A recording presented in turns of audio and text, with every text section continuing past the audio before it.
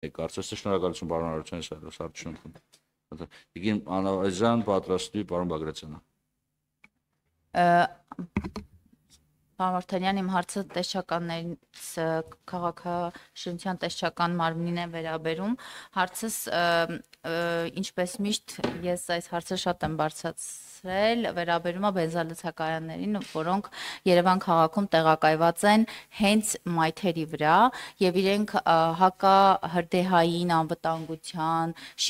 մոտակա շինությունների հնարավոր բոլոր վտանգներն իրենցից ներկայացնում են, նույնիսկ երթևեկելի գոտուց տարանջատված որևէ բան չկա, որտեղ իրենք հենց մայթի վրա են տեղակայված։ Կխնդրեմ ձեր արձագանքը, որովհետև այս հարցից հետո իհարկե օրենք ենք ընդունել եւ փոփոխություն է տեղի ունեցել, կխնդրեմ նաև ասել այդ փոփոխությունից հետո արդյոք կա ստուգման եւ հետադարձ արձագանք, որտեղ ես նույն բենզալցակայանները նույն տեղում տեղակայված միշտ տեսնում եմ եւ չեմ կարծում, որ որևէ փոփոխություն տեղի ունեցել է։ Շնորհակալություն հարցի համար Տիկին Անահազյան, իրականում փոփոխությունները շատ մեծ են։ Ասեմ, որ տեսչական մարմնի կողմից նախորդ ժամանակահատվածում 276 բենզալցակայանի գործունեություն է կասեցվել, որից 71-ը խոսքը վերաբերում է Հայաստանի Հանրապետության վարչական տարածքում, որից 71-ը գործընկեր գերատեսչությունների հետ համատեղ իրականացված աշխատանքների արդյունքում ապամոնտաժվել է։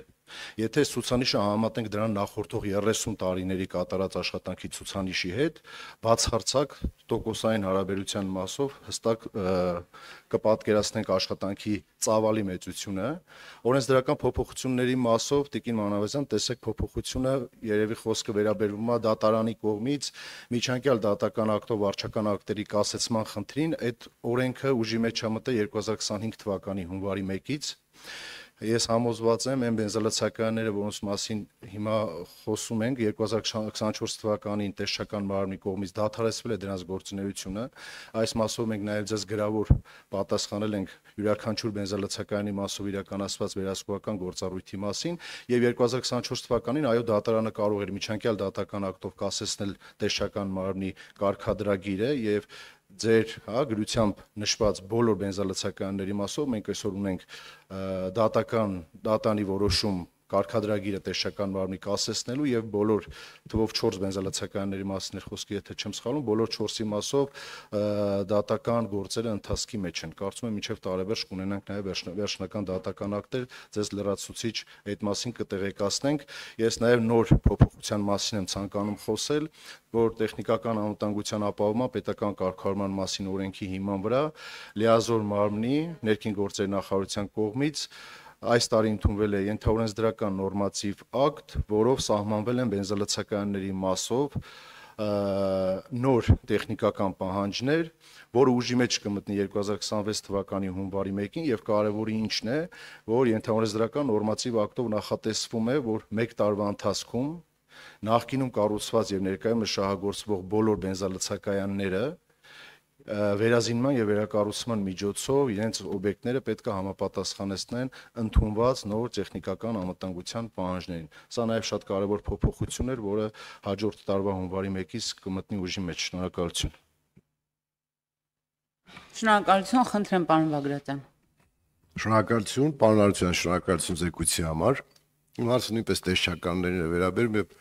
Պարոն Վարդանյանը ընդհանուր գծերով ասաց, այստեղ շատ վիճելի խնդիրներ կան։ Մասնավորապես արդյունքի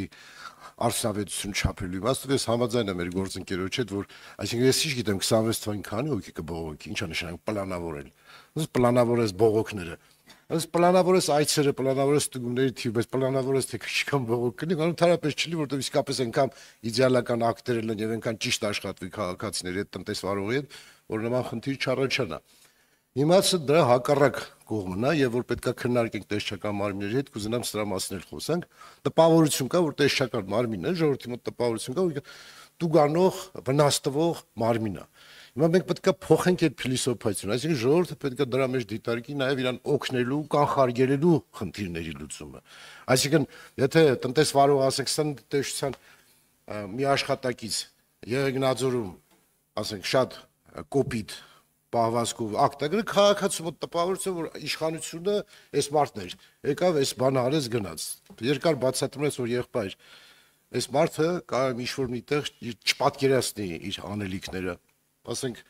եւ այդ մարդիկ, ասենք, ծանր վիճակում են եւ այդ փոքրիկ խանութը փակվելու խնդիր ունի։ Այսինքն, արդյոք մենք, եթե տնտեսության մասին ենք խոսում եւ այդ տեսչական մարմինները մեծամասամբ, իհարկե խոսքը չի վերաբերում, ասենք, կրթության տեսչություն, չնայած արմատապես խորքում որ գանք, հենց դրան էլ է վերաբերում, մենք խնդիր ունենք տնտեսության զարգացման նաեւ ոչ միայն ուղղելու, շտկելու, տուգանելու, այլ նաեւ օգնելու,